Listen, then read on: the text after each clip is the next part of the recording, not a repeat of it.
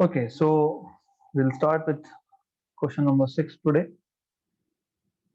Ratio of magnetic field at the center of a current carrying coil of radius r and at a distance of 3r on its axis s. तो you have आपके पास एक circular coil है, current carrying coil, उसका radius r है and you're supposed to find out ratio of, so by the way, this radius is r. You have r here and there's another point which is over here at a distance of 3r. आपको point P पे as they are telling you और centre पे magnetic field का ratio निकालना है. तो you should remember formula magnetic field at axis. इसका एक फॉर्मूला था mu zero N I A square. A यहाँ मतलब R square upon two times of r square plus x square where this was x. वो point axis पे centre से कितना दूर है, ये फॉर्मूला था एक्सिस का. और अगर आपको सेंटर के लिए चाहिए तो you will have to make x equal to 0, right. You will have to make x equal to 0 if you want to find out at the centre.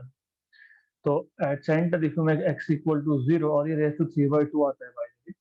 So if you make x equal to 0, I'm not solving it, mu 0 n I upon 2r ऐसा आता है. Because if you put x equal to 0, ये गया r square का raise to 3/2, 2 भी गया r cube और ऊपर r स्क्वायर है. तो bye the way you should remember this orally now, क्योंकि मैंने बहुत बार बताया है कि एक स्ट्रेट वायर से x या फिर a डिस्टेंस पे आपके पास आता है म्यू जीरो आई अपॉन 2 पाई ए. अगर स्ट्रेट वायर है ए डिस्टेंस पे अगर आपको फाइंड करना मैग्नेटिक फील्ड तो म्यू जीरो आई अपॉन 2 पाई ए. अगर सर्कुलर लूप है और उसके सेंटर पे फाइंड करना है तो mu zero I upon 2 A ऐसा आता है. सिर्फ यहाँ पे n जो है it's number of turns, that's it. So what you have to do is you have to take ratio of this. तो B center upon B axis. So you will have mu 0 n I upon 2r upon mu 0 n I r square upon 2r square plus x square raised to 3/2. Mu 0 n I cancel, 2 और 2 भी cancel, right? तो यहाँ पे cancellation हो रहा है. Then जो भी बचता है, by the way, so you see whatever remains here उसको सिंप्लीफाई करो. You have to simplify.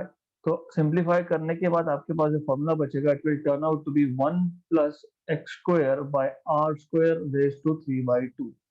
तो next time onwards I want you to directly know this formula. Ratio of magnetic field at the centre to that of axis is just 1 plus X square by R square whole raise to 3/2. Now, I'll give you time to write down things, so please pay attention here. Now, x is 3r, क्योंकि ये x वो distance होता है, the distance of that point on the axis from the center, तो वो 3r बोला है question में. और small r is radius of that coil, which is r. So this is equal to 1 plus x, and x is 3r. 3r का square is 9r square upon r square raised to 3/2. तो ये आ जाएगा आपका 10 basically, क्योंकि R square आपको cancel.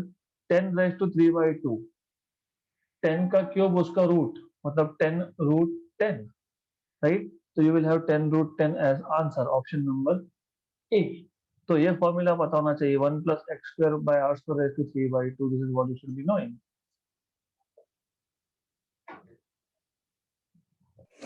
Okay, so I'll tell you the trick how to solve this question. All right, so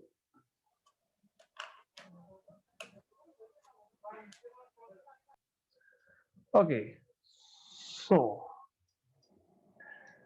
there's another way out of solving this question, and it is like this.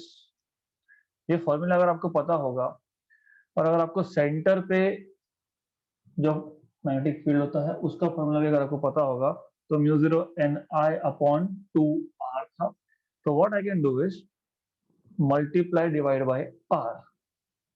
तो ये to यहाँ पे are multiply divide कर लिया तो ऊपर R cube आया. So if you have R cube here, very good, तो ये आर क्यूब आ गया. तो what you know is now ये जो है this much is centre value.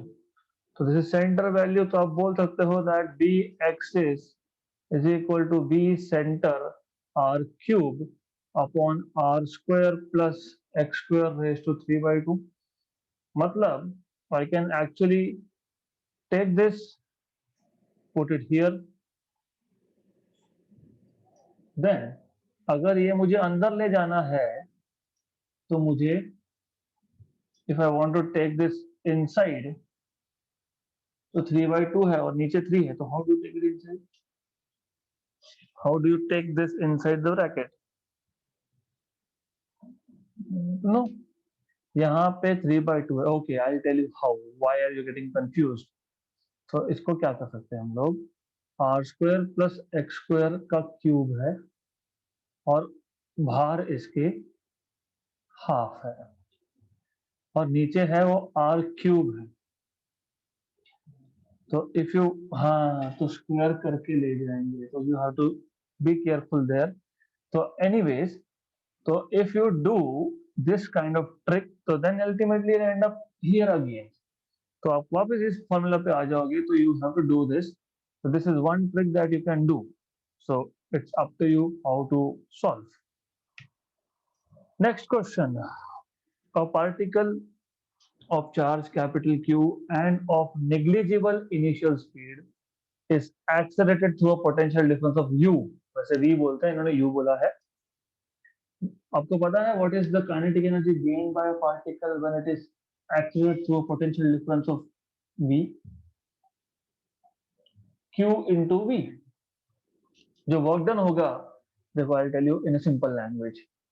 हमारे पास एक पार्टिकल है, चार्ज पार्टिकल है, रेस्ट पे था q. मैंने इसको पोटेंशियल डिफरेंस u में रख दिया तो इट स्टार्ट एक्सीलरेटिंग. तो मतलब it is gaining kinetic energy. So that kinetic energy is nothing but q into u. This is how you define electron volt also. The energy gained by electron when it is accelerated through a potential difference of 1 volt. Good. ये आपके पास होना चाहिए. The particle, अभी acceleration के बाद the particle reaches a region of uniform magnetic field. मतलब accelerate हो गया, उसके बाद वह यूनिफॉर्म मैग्नेटिक फील्ड में एंटर कर रहा है. मतलब it already has some velocity now where it undergoes circular motion. Because magnetic field क्या करता है, वो पाथ को कर्व कर देता है. गुड.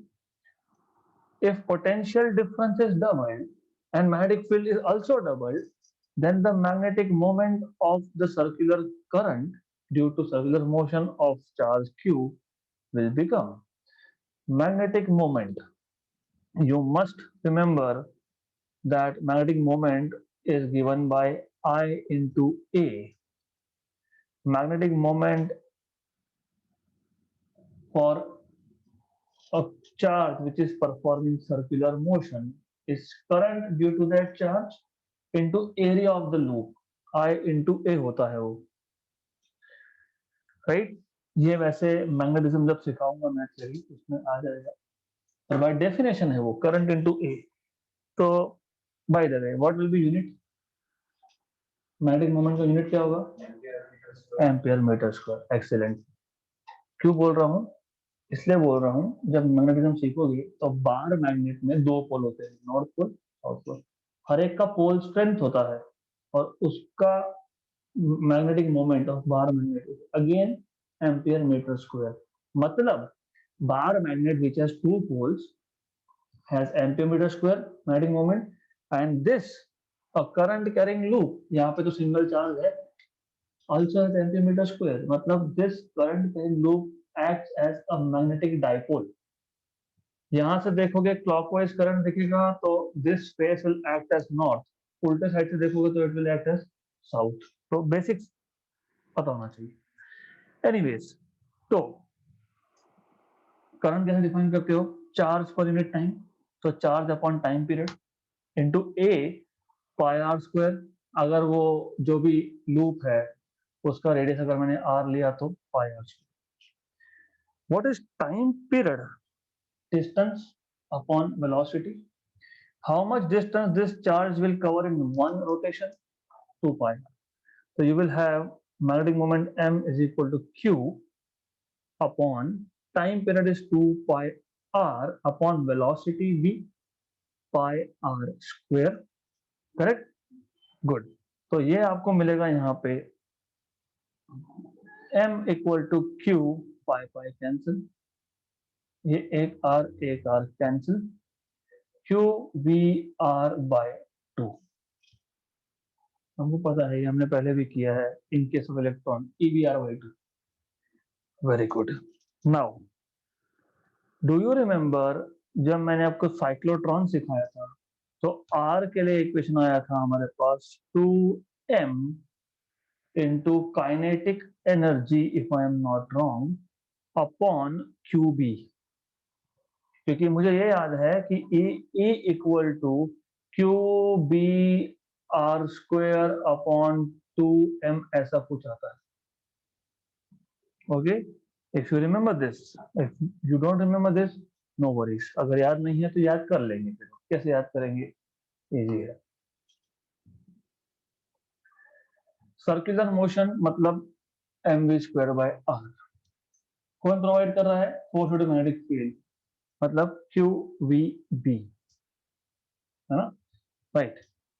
फिर ये r मतलब आपको पता है kinetic energy is half mv square, good, तो आपको हाफ mv स्क्वायर चाहिए, तो how do you adjust this? ठीक है, मतलब है ओके, हाफ आ गया तो आगे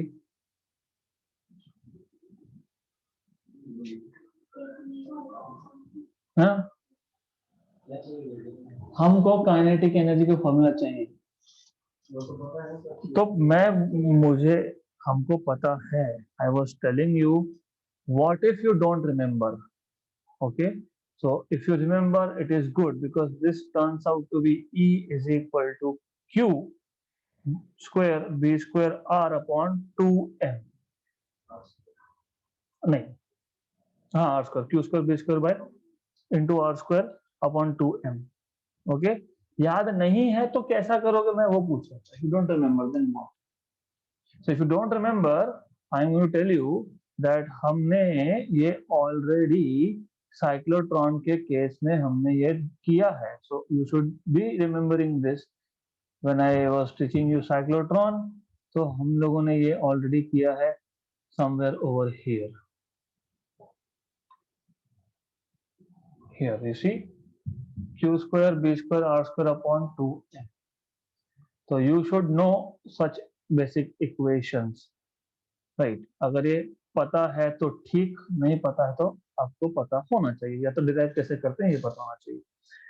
Why it is important? Because हमको चाहिए था मैग्नेटिक मोमेंट, ये आ गया Q by T pi are square, फिर हमने T के लिए सब्स्टिट्यूट किया, उसमें R का इक्वेशन आया है, हम R के लिए सब्स्टिट्यूट करेंगे, ultimately E energy is what, हाँ मतलब क्या, Q इंटू यू।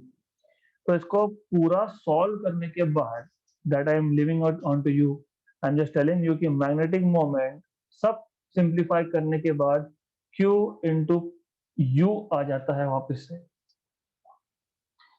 ओके। तो magnetic moment turns out to be this, वो सॉल्व कर लो आप, it is simple, okay. So then क्या बोला क्वेश्चन में, अगर हमने पोटेंशियल डिफरेंस को डबल किया और बी को भी डबल किया, लेकिन मैग्नेटिक मोमेंट बी पे तो डिपेंड ही नहीं कर रहा, इसमें डिपेंड कर रहा है पोटेंशियल डिफरेंस पे। तो अगर हम पोटेंशियल डिफरेंस को डबल करेंगे तो मैग्नेटिक मोमेंट डबल होगा, तो option A, it will become twice. I have just kept a very small thing for you to do, very small. वो आपको R यहाँ पे सब्स्टिट्यूट करके मैग्नेटिक मोमेंट का फॉर्मूला बनाना है। That's all I have kept for you. You should be able to do this. तो क्या करोगे? This is assignment where you have to write M in terms of U and B, and you will find that this turns out to be independent of B. तो वो depend करेगा सिर्फ U पे। U मतलब यहाँ पे energy नहीं है, U मतलब यहाँ पे पोटेंशियल डिफरेंस है। Do not confuse it with potential energy, this is potential difference. तो do it by yourself just for the sake of understanding, खुद से करो तो अच्छा है। I given you hints.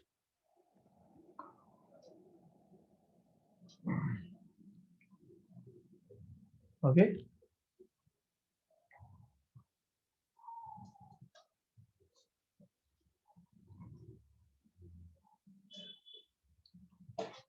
want me to repeat it? No. Why I'm telling you, क्योंकि जब अभी R के लिए सब्स्टिट्यूट करोगे यहाँ पे, तो this R has B magnetic field, तो मैग्नेटिक फील्ड कैंसल होता है। कैसे कैंसल होता है? That is what you will. Next question, next question ये इजी है। The emergent protons, energy of emergent protons in MeV, MeV is million electron volt या फिर मेगा इलेक्ट्रॉन वोल्ट, मतलब 10 पावर 6 में लिखना है आपको। From a cyclotron having a radius of its Ds, it is not does, it is Ds, 1.8 meter and applied magnetic field is 0.7 Tesla. ऐसा है, if you remember, we had cyclotron and cyclotron has two D-shaped boxes. These are two D-shaped boxes. इसको हम लोग alternating high frequency voltage apply करते हैं। उसके बीचों बीच at the center there is a small gap, you have a radioactive source which is emitting particles continuously. These particles will be accelerated because of this alternating potential difference. तो क्या होगा? ये ऐसा, it will keep on increasing its radius and then it will make an exit from the window. Exit कब होता है? जब radius of circular motion becomes equal to radius of the D. जो दो D's है ना, जब D's का और सर्कुलर मोशन का रेडियस इक्वल हो जाएगा, ओनली देन इट एग्जिस्ट, मतलब वो एग्जिट, सॉरी, तो वो यहाँ से बाहर जाएगा।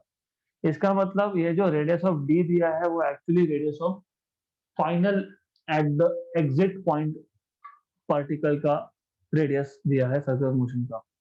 आपको क्या फाइंड करना है? एनर्जी। हमने अभी देखा था E is equal to Q square B square are square upon 2m। Q, what is this proton? What is charge in proton? 1.6 into 10 power minus 19 coulomb. Magnetic field कितना दिया है? 0.7 टेस्ला, मतलब 7 into 10 power minus 1। हम लोग square कर लेंगे उसका। Radius 1.8 metre का square, 2 times mass of proton. Mass of proton is 1.67 into 10 power minus 27. Now, important is how do you solve this question? First of all, एक छोटी सी गलती यहाँ होती है कि हम पहले इसको कैलकुलेट कर देते हैं, which is not correct. I mean, it is correct, but it is lengthy. ये जूल में है, हमको चाहिए ईवी में। जूल टू ईवी कन्वर्ट करने के लिए व्हाट वी डू इज, नहीं, डिवाइड या मल्टीप्लाई बाय ई, इतना बताओ। Do you divide by E और you multiply by E to convert from joule to eV? This is where you go wrong. This is where you go wrong. You divide 1 joule मतलब कितना eV, how do you convert from joule to eV, या फिर 1 EV मतलब कितना joule, वो बताओ। 1 EV is 1.6 into 10 power minus 19 joule. So 1 joule will be divided by, जिसको confusion होता है मैं वापस समझा रहा हूँ। डेफिनेशन क्या था EV का, हमारे पास इलेक्ट्रॉन है, रेस्ट पे है, हमने 1 वोल्ट के पोटेंशियल डिफरेंस में रख दिया, इट विल स्टार्ट एक्सीलरेटिंग, मतलब it is gaining kinetic energy. किसने एनर्जी गेन किया? 1 इलेक्ट्रॉन ने। जितना भी एनर्जी गेन किया when it is accelerating through potential difference of 1 volt, it is called as 1 EV, right? So 1 EV, because 1 electron moved through a potential difference of 1 volt, so it is 1.6 into 10 power minus 19 joule. So 1 joule is 1 upon 1.6 into 10 power minus 19, मतलब जब joule से आपको EV में जाना है तो divide by E होता है, राइट? तो मैं अगर यहाँ पे E से डिवाइड कर लेता हूँ तो ये आ गया EV में। इसका मतलब this term I will not write down at this moment, क्योंकि मैं उसको बाद में लिखने वाला हूँ फिर, क्योंकि ये ऊपर वैसे भी ई स्क्वायर था, क्यू मतलब ई, प्रोटॉन है ना, प्रोटॉन पे चार्ज ई था तो ई का स्क्वायर था, नीचे भी एक ई आ गया क्योंकि मैंने ई में उसको कन्वर्ट कर लिया, एक और एक cancel. Now how do you make calculation simple, is exactly this. अब ये है 1.6 into 10 पावर माइनस 19, 7 का स्क्वायर 49 into 10 पावर माइनस 2, 18 का स्क्वायर आपको पता होगा, व्हाट इज 18 स्क्वायर, 2 तो कैसे आएगा, 20 का स्क्वायर 400 है तो कैसे, 300 एंड 324, 324, तो 1.8 का स्क्वायर मतलब 3.24, okay, upon 2 into 1.67 into 10 power minus 27, ये मैं रफली ही कैंसिल कर दे रहा हूँ, राइट? तो this is 1 again and this is half, how much is this, 1.1.62 है ना, 1.62, 1.62 into roughly 50,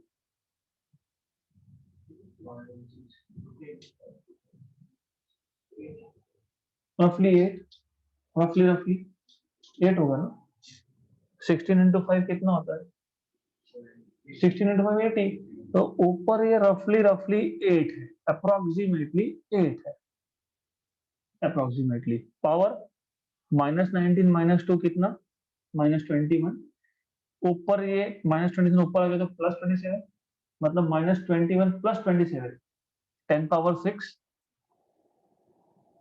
correct, right, clear है यहाँ तक?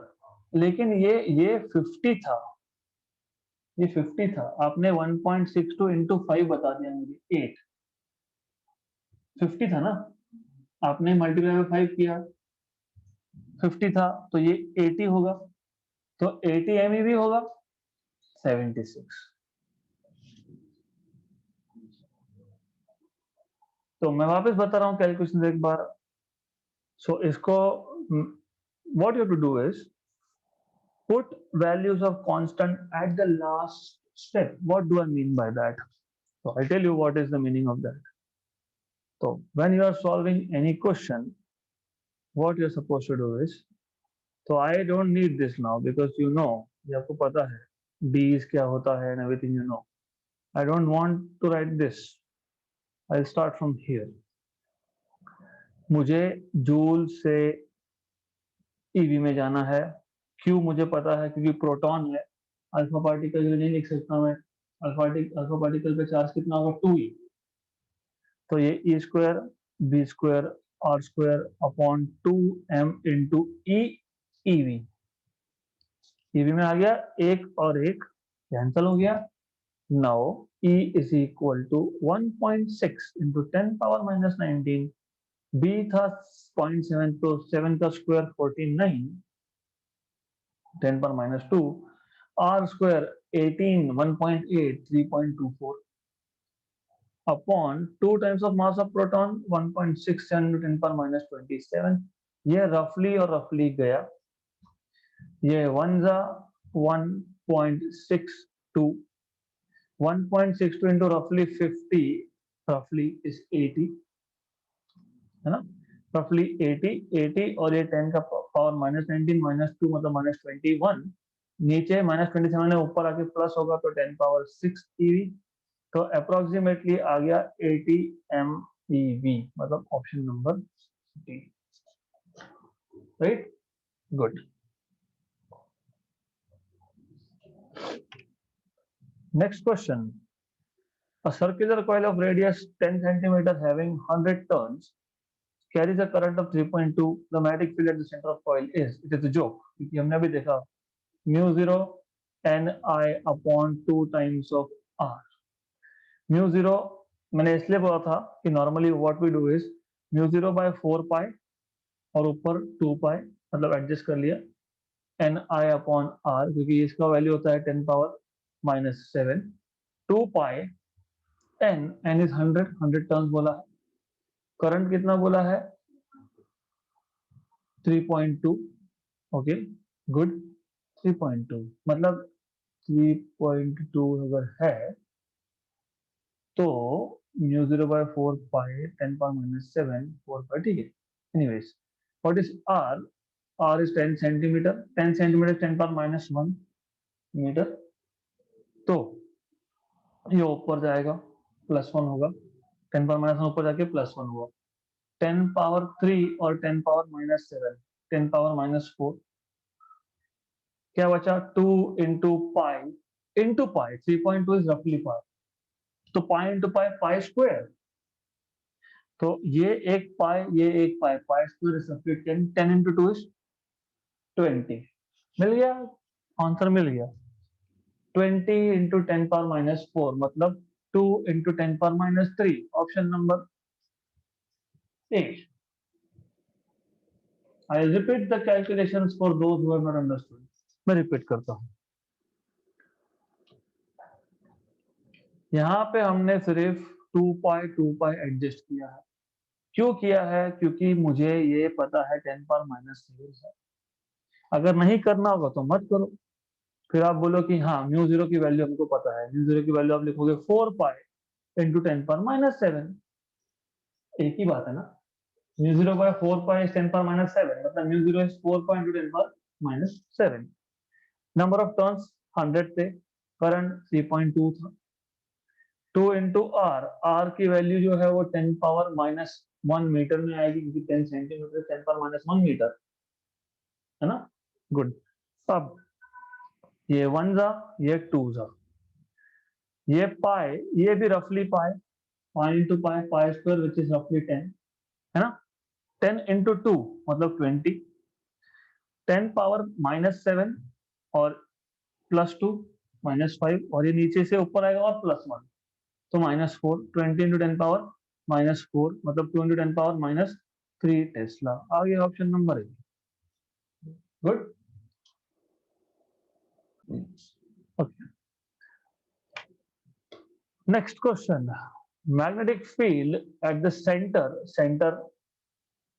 of a circular loop of area A is B, मतलब B center which is mu 0 I upon, आपको पता है यहाँ पे क्या आता है 2R, मैग्नेटिक मोमेंट पूछा है, यहाँ पे they haven't said that the coil has any number of turns, मतलब सिंगल टर्न ही लेना पड़ेगा, ये बोला नहीं उन्होंने।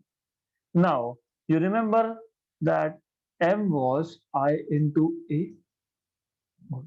अब अगर आप ऑप्शन चेक करोगे तो सारा का सारा ऑप्शन में बी मेंशन्ड है और ए मेंशन्ड है, तो how do you solve this question, तो क्या करेंगे, हमको पता है area is pi are square, we know this, So we know that r square is a by pi. So we know r is under root of a by pi. मैंने ऐसा क्यों किया? क्योंकि मुझे यहाँ पे रूट भी दिख रहा है सब. तो if I put this r here in the value of b, तो b आ जाएगा आपके पास म्यू 0 i टू a by root of a by pi. Correct. इसका मतलब मुझे i मिल जाएगा यहाँ से 2b root of a by pi upon mu 0. Magnetic moment m is I into a. तो I is 2b root of a by pi upon mu 0 into a. into a मतलब यहाँ पे a लिख देता हूँ. तो हमको मिल जाएगा 2ba root of a upon mu 0 root of pi. 2ba root of a upon mu 0 root pi. Option number D. तो ऐसे क्वेश्चन में you have to look at options, नहीं तो फिर कहां से क्या लेना समझेगा ही नहीं. तो how to tackle such questions? Question पढ़ लो शांति से, फिर ऑप्शन पे देखो. हर जगह पे बी मतलब मुझे मैग्नेटिक मोमेंट के इक्वेशन में बी लाना पड़ेगा. हमको पता है आई इंटू ए, लेकिन आई तो कहीं दिख ही नहीं रहा है यहाँ पे. तो I have to write for I. so you will make equation for I in terms of R, but R you have to write in terms of again A and pi. Okay, good. Okay, next question. If the current sensitivity of a galvanometer is doubled, then its voltage sensitivity will be. Current sensitivity याद होगा आपको d phi by di. अगर वो भी याद नहीं है तो आपको phi equal to, phi मतलब थीटा, तो theta equal to n b a upon twist constant c बोलो k बोलो आपके ऊपर है इनटू i. ये था, that is correct. Okay, deflecting torque equal to restoring torque, यही है वो. ओके, तो d थीटा बाय di या फिर theta by i, simply this was current sensitivity. This is current sensitivity. Okay, इसको मैं बोल देता हूं लेट अस से IS, करंट सेंसिटिविटी. अब हमको पूछा है कि करंट सेंसिटिविटी को डबल किया तो वोल्टेज सेंसिटिविटी क्या होगा. करंट सेंसिटिविटी का मतलब क्या है? What is the change in angle. मतलब तो पता है वो मूविंग कॉइल गैल्वेनोमीटर, यहाँ जो कॉइल थी ये मैग्नेट के बीच में रखा था. करंट पास करेंगे तो टॉर्क एक्ट होगा. उसके ऊपर जो पॉइंटर था,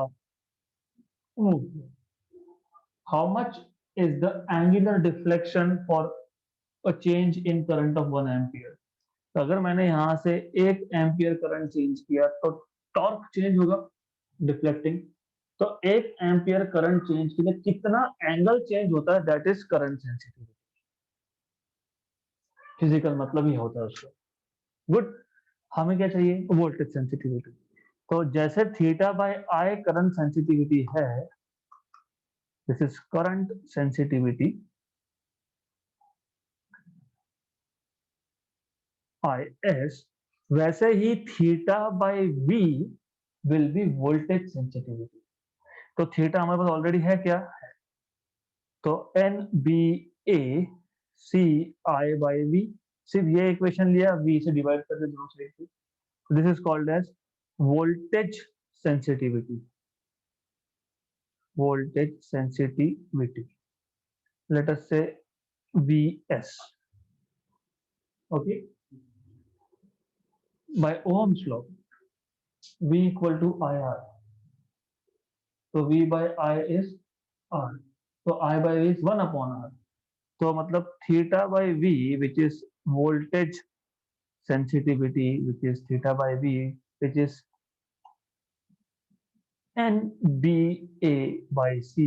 I by V is 1 by R. यहां तक अगर समझा है तो आगे समझेगा. मैंने मतलब what I can do is VS. Theta by I NBA by C क्या था ये? करंट सेंसिटिविटी था। तो voltage sensitivity, this is current sensitivity, है ना? तो voltage sensitivity is current sensitivity by R. So ultimately you have voltage sensitivity equal to current sensitivity by R. Okay. Now current sensitivity को double करने का मतलब voltage sensitivity को double करना होता है अगर रेजिस्टेंस कांस्टेंट है तो। बोला है रेजिस्टेंस कांस्टेंट है कहीं पे भी? नहीं। तो करंट सेंसिटिविटी का डबल होने का मतलब क्या होगा? That resistance will also be double. Why? Why? Why? Current double होना, करंट किस पे डिपेंड करता है? Current, wait. See, the thing is, if you have understood and if you remember the construction of a galvanometer, you know that we have electromagnet, and this is north pole, south pole. Magnetic field is directed from north to south like this, and inside this magnetic field you have kept a coil, और coil ऐसा ही coil नहीं रखते थे हम, we take a frame, उस frame के ऊपर हम लोग वाइंडिंग करते हैं। Now you know that current sensitivity IS is NBA by C. Normally, once you make a galvanometer, area को change करना it is not very simple, क्योंकि वो मेटेलिक फ्रेम, सॉरी एल्यूमिनियम है जो भी फ्रेम था उसके ऊपर वाउंडेड होता है वो। तो मतलब अगर मुझे करंट सेंसिटिविटी बढ़ानी है तो मैं वो फ्रेम बाहर निकालूंगा, उसका साइज डबल करूंगा और फिर वाइंडिंग करूंगा। Not that simple. Magnetic field तो एक्सटर्नल है, ट्विस्ट कांस्टेंट तो मटेरियल का प्रॉपर्टी है, हेलिकल स्प्रिंग फॉस्फर ब्रॉन्ज। मतलब इसको डबल करना मतलब नंबर ऑफ टर्न्स को डबल करना, नंबर ऑफ टर्न्स को डबल करना मतलब लेंथ ऑफ वायर को डबल करना, लेंथ ऑफ वायर को डबल करना मतलब रेजिस्टेंस डबल करना, because resistance directly proportional to length of wire. Excellent. So you need to understand this way that if you are doubling current sensitivity, मतलब you are doubling resistance also, मतलब ऊपर to नीचे to cancel, मतलब voltage sensitivity does not have any effect, it remains the same, right? So you should know. I'll write it here. Doubling current sensitivity means doubling the number of turns, since B, A and C are constants. A को हमने constant किया है। Doubling number of turns means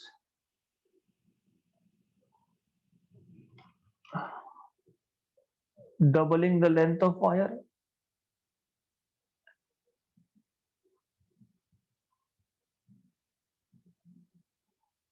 And we know that R is proportional to L. So if L is doubled, R is also doubled, और twice हो जाएगा वो भी। Therefore, voltage sensitivity is 2 times of Is upon 2 times of R, which is Is by R.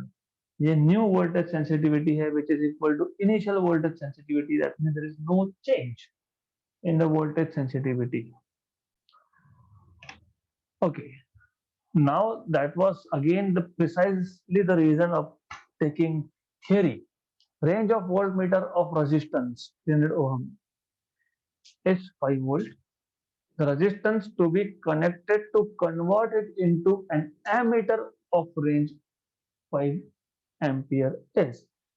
Range of volt meter जब ऐसा बोला होता है 5 वोल्ट है और रेजिस्टेंस बोला है तो वोल्ट मीटर मतलब मूविंग कॉइल गैल्वेनोमीटर, मतलब वो अंदर G और उसके साथ सीरीज में RS, तब वोल्ट मीटर बनता है। तो टोटल रेजिस्टेंस बोला है गैल्वेनोमीटर का, मतलब G की वैल्यू आपको दी है 300 ohm including the series resistance. ये टोटल रेजिस्टेंस है गैल्वेनोमीटर का। कन्वर्ट करने के लिए हम लोग क्या करते थे, गैल्वेनोमीटर को शंट में एक रेजिस्टेंस लगाते थे S। हमको शंट की वैल्यू पूछी है, फिर आपको मैंने बताया था that since they are in parallel voltage drop across galvanometer will be equal to across shunt. फिर हमने लिखा था IG current through galvanometer into resistance IS into resistance, where IS was this and this is total current. फिर we wrote that I equal to IG plus IS. okay, हमको क्या find करना है, हमको फाइंड करना है व्हाट इज द रेजिस्टेंस। पहली बात तो सीरीज में होगा नहीं, मतलब A और C तो out of question he. Galvanometer को एमीटर बनाने के लिए शंट ही करना पड़ता है, राइट। तो you have to put IS equal to I minus IG। क्यों? क्योंकि रेंज दिया हुआ है आपको, मतलब आपको IG की, मतलब आपको वैल्यू दी हुई है बेसिकली। सो I की वैल्यू दी हुई है, टोटल करंट की वैल्यू दी हुई है, तो ये सब्स्टिट्यूट करोगे तो IG into G. By the way again one thing that you should know, जब उन्होंने ऐसा बोला है एमीटर का रेंज मतलब maximum current it can handle, मतलब IG नहीं I। ओके गुड, तो ये पता होना चाहिए। So do you remember, I mean, of course we can solve this S equal to IG upon I minus IG into G. Now, इसके आगे solve करना थोड़ा सा कॉम्प्लिकेटेड जॉब है, क्योंकि G पता है, I पता है, IG नहीं पता, IG भी पता है। कैसे? ये VG equal to IG into G है कि नहीं? तो IG is VG by G। VG बोला है क्या? VG हाँ बोला है। Range of voltmeter is 5 upon resistance is 300, मतलब 1/60। तो 1/60 is the current through galvanometer, right. तो हमको S की वैल्यू मिल जाएगी, S इक्वल टू IG मतलब 1/60 upon total maximum current 5 minus 1/60, या तो 5/300 लिखो, आपके ऊपर है। 1/60 इंटू जी कितना था? 300 था। तो what I will do is, थोड़ा सा स्मार्टली करते हैं, 5/300 इंटू 300, मतलब मैंने 1/60 को 5/300 लिखा है। In short why, because I am little lazy, because I can write this as 1/60 over here, then I can take out 5 common, then 300 minus 1/300, है ना। तो 300 minus 1 299/300, और ये ऊपर 300 है, क्योंकि ये 300 है और ये 300 है, कैंसिल होता है। तो 300/299 मतलब 1 point something something in series, तो 1 point something something in parallel, sorry, रफली 1 in parallel, 1 ohm in parallel. Okay, any doubts? Let's solve next question. If the galvanometer current is 10 milliamp, resistance of the galvanometer is 40 ohm, and shunt of 2 is connected to the galvanometer, the maximum current which can be measured, मतलब अभी आपको I find करना है in short, और what they have given you is current through galvanometer मतलब IG, resistance of galvanometer मतलब G, shunt मतलब S। तो वापस से वही सब, इफ यू रिमेम्बर हमने एक फॉर्मूला बनाया था, नहीं याद होगा तो बता देता हूँ। I equal to G plus S by S if I am not wrong into IG ऐसा एक फॉर्मूला था. G plus S by S, yes, this was the formula. नहीं याद है तो doesn't matter. VG equal to VS, IG into G equal to IS into S. IG into G और IS अभी हमने किया I minus IG here, right? फिर what you have to do is ये आपको आ जाएगा G by S equal to I minus IG by IG. तो यह आएगा G by S equal to I upon IG minus 1. फिर ये -1 यहाँ शिफ्ट करोगे तो G by S plus 1 equal to I by IG. तो ये सॉल्व करके आपको मिल जाएगा दिस इक्वेशन. हाँ, G plus S by S और ये IG यहाँ शिफ्ट होकर मल्टीप्लाई होगा, right? Good. So this is how you do it. Simple है. G plus S, G कितना 40, S कितना 2 अपॉन S is 2, मतलब ये 21 हो गया इंटू IG कितना दिया हुआ है 10 मिली एम्प. 10 मिली एम्प है, भूलना मत वो 10 मिली एम्प है. तो 10 मिली एम्प मतलब 10 पावर माइनस 3. तो ये 21 into 10 power minus 2, 21 into 10 power minus 2, 0.21 ampere. Option number A. Next question. A wire of fixed length is fixed here now, is turned to form a coil of 1 turn. It is again turned to form a coil of 3 turns. If in both the cases same amount of current is passed, then the ratio of intensity of magnetic field produced at the center of the coil will be. I want you to look at something, and that something is this. You remember कल मैंने trick बताया था, B2 is equal to n square times of B1. मैंने कल बताया था यहाँ पे 2 टर्न्स थे, पहले 1 था फिर 2 कर दिए थे, तो 4 टाइम्स ऑफ B1. अभी 9 टाइम्स ऑफ B1 होगा, because so here you will have ratio of intensities is B2 is equal to n square times of B1. तो यहाँ पे B1 by B2 पूछा है, तो ये 1 by n square मतलब 1 by 3 square मतलब 1 by 9, ऐसा उसका आंसर आना चाहिए, right? Depends. Then the ratio of intensities, अभी इनिशियल टू फाइनल बोल रहा है कि फाइनल टू इनिशियल बोल रहा है, it depends on that. Alright, it depends. तो इसका आंसर ए अभी हो सकता है, because they have not said initial to final या फाइनल टू इनिशियल. अगर फाइनल टू इनिशियल बोलेंगे तो 9 B2 by B1 will be 9. Okay, so I will not mark it is either of this. This is excellent question. Two infinite length wires carrying currents 8 amp and 6 amp are placed along x and y axis.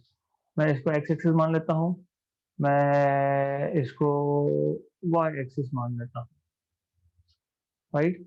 तो x axis के along जो wire है, let us say first wire with current I1 as 8 ampere, y axis के along जो wire है, so it is carrying a current of 6 ampere second wire. Magnetic field at a point 00 d meter, मतलब जो point है वो along z axis है, तो पहले तो मैं z axis दिखा देता हूँ. तो this is z axis here. You don't have any wire, this is just z axis. और वो point यहाँ पे है, which is d, distance d, 0 0 d. क्यों 0 0 मतलब xy coordinate 0, मतलब the point lies on the z axis at a distance d from origin of the coordinate system. Clear? Do you remember what is the formula of magnetic field at a point P at a distance a from a long straight wire, mu 0 I upon 2 pi r. So in general you have mu 0 I upon 2 pi r या a. अब जो x axis के along current है उसका magnetic field जब निकालोगे तो सिर्फ यहाँ पे 1 लिखोगे, मतलब this will be 8 mu 0 upon 2 pi, sorry distance कितना था d, a की जगह पे d. और similarly b2 you will have mu 0 I2 upon 2 pi, distance तो सेम ही है, तो mu 0 I2 is 6. Second wire में से 6 करंट है 2 pi d. Correct, right? यहां तक समझा? नहीं, ये वायर है along x axis which is carrying 8 ampere current. The point is somewhere over here जहां का मैग्नेटिक फील्ड निकालना है. What is the formula? mu 0 I upon 2 pi distance. किसका I x axis के along जो वायर है उसका I कितना है? 8. तो ऊपर क्या आएगा न्यूमरेटर में? 8 mu 0. ये करंट की वैल्यू डालेंगे ना हम लोग, क्योंकि उन्होंने डी बोला है ना, 0 0 डी. क्वेश्चन में क्या बोला है? Where do you want to find magnetic field? At point P. P point कहां पे है? 0 0 डी. मतलब एक्स कोऑर्डिनेट 0, वाई कोऑर्डिनेट 0, तो वो जेड एक्सिस पे होगा. और याद रखो, what you have to understand is, हम जब एक लॉन्ग स्ट्रेट वायर की बात कर रहे थे, इन दैट केस ये वायर इन्फिनाइट है, हमको इस पी पॉइंट पे which is at a distance of a, यहां पे मैग्नेटिक फील्ड निकालना है. तो ये वायर का ओरिएंटेशन तो कैसा भी हो सकता है ना. I can take this as like this, ऐसा हो सकता है, right? along x axis, along y axis. तो orientation doesn't matter, distance matters from y.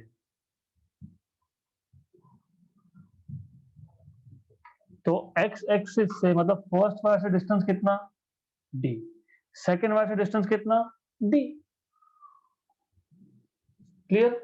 Sure कि रिपीट करूं? Okay, good.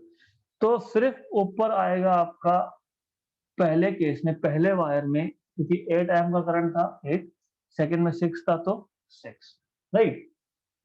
Now we are concerned about direction of magnetic field. Right hand thumb rule. I'll hold current carrying conductor in my right hand such that the thumb gives direction of current and the curved finger gives direction of magnetic field. And then I will bend this, orient this along x-axis. So point D पे it is coming out due to first wire. Magnetic field at point D is coming out. Curled fingers give direction of magnetic field. मतलब ऐसा है कि this dot means पहली wire का, this is first wire का magnetic field बाहर आ रहा है. If I do the same with second wire, so in that case उधर जाएगा, मतलब B1 and B2 will be perpendicular. एक ऐसा बाहर की तरफ आ रहा है और सेकेंड वायर का जो मैग्नेटिक फील्ड है it is going somewhere here, which means ये तो समझ में आ गया, लेकिन ये बाहर की तरफ आ गया तो वो विजुलाइज करना पड़ेगा. Coming out B1 is coming out and B2 is here, so they are at 90 degree. So which means B1 is perpendicular to B2. So resultant is B1 square plus B2 square plus 2B1 B2 cos of 90, which is 0. So two vectors, if they are perpendicular, then the resultant is only this.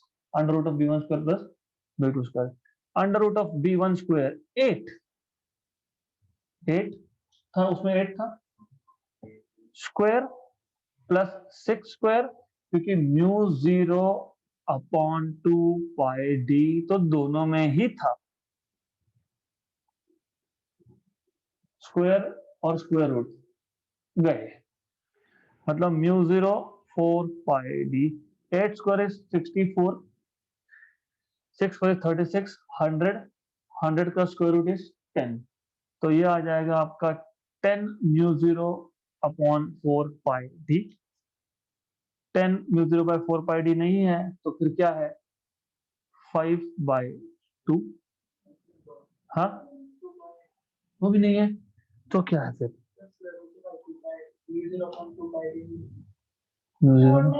To है, okay good, thanks for this. Okay तो ये गलती हुई यहाँ पे, mu 0 upon 2 pi D, this is 10, तो ये आ जाएगा 5, ये तो पक्का होना ही चाहिए। Option number D. तो directions of magnetic field are important, अगर आपको राइट हैंड थंब रूल नहीं पता होता तो फिर डायरेक्शन नहीं समझते, तो you have to imagine always, you have to do this kind of stuff. ये है एक्स एक्सिस के अलॉन्ग वायर, ये है वाई एक्सिस के अलॉन्ग वायर, आप इस पॉइंट में मैग्नेटिक फील्ड निकाल रहे हो, and at this point magnetic field due to x axis is like this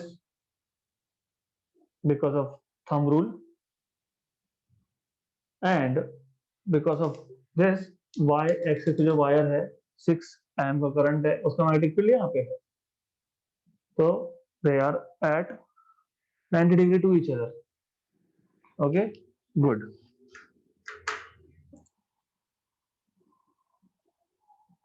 Question: circular current carrying coil has a radius r, the distance from the center of the coil on the axis where magnetic induction will be 1/8 of its value at the center of the coil is। अब you remember मैंने अभी अभी बताया था, आज का शायद पहला क्वेश्चन था, B center by B axis 1 plus X square by R square raise to, but this is 1/8 बोला है ना, बी सेंटर इज बोला है क्या, एक्सिस पे the distance from the center of the coil on the axis where the magnetic induction is 1/8 of the center, मतलब b axis is bc by 8 ऐसा बोला, ओके इसका मतलब bc by b axis is 8, ऐसा दिया है उन्होंने, आपको डिस्टेंस फाइंड करना है, रेडियस r दिया है, ओके तो ऐसा करेंगे, व्हाट विल डू इज, इसको ऐसे लिखेंगे 1 plus X square by R square, small R is capital R, दिया है क्वेश्चन में, 8 रेज टू 2/3, क्योंकि यहाँ पे 3/2 था, यहाँ पे क्यूब था तो वहां पे क्यूब रूट होगा, यहाँ पे स्क्वायर रूट तो वहां पे स्क्वायर होगा, हो गया सॉल्व। क्यों, क्योंकि 8 का रूट हमें पता है क्यूब रूट, 2 का स्क्वायर 4, ओके गुड। तो